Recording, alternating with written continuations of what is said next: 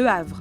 Dans le cadre du projet d'éolien offshore du groupement amené par GDF Suez, c'est ici qu'Areva et ses partenaires industriels ont choisi d'installer leurs nouvelles usines de fabrication des composants clés des éoliennes.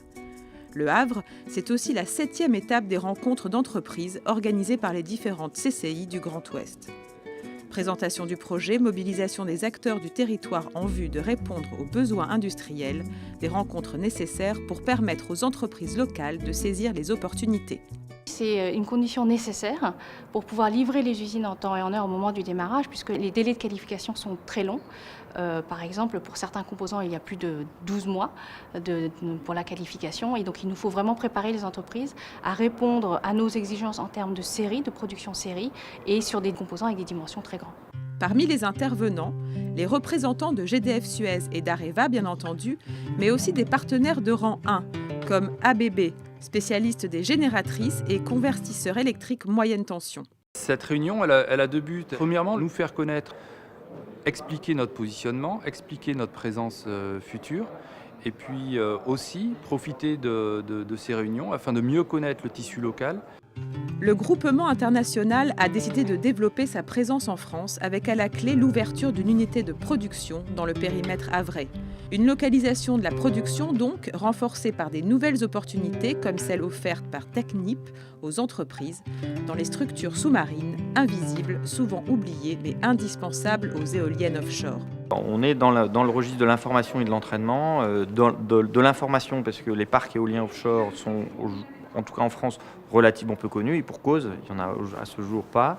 Nous, Technip, on est impliqués sur des champs aujourd'hui en Allemagne et en Angleterre, et donc on peut faire bénéficier de ce savoir-faire, donc d'abord de l'information, et puis de l'entraînement, c'est-à-dire d'arriver à aller chercher des sociétés qui ne pensaient pas a priori pouvoir être concernées ou se sentir concernées par ces parcs, et finalement se rendre compte que peut-être qu'il y a des choses qu'elle sait faire et qui peuvent être valorisées. Compétences techniques, capacité des productions, respect des délais font partie des critères retenus, sans oublier la proximité.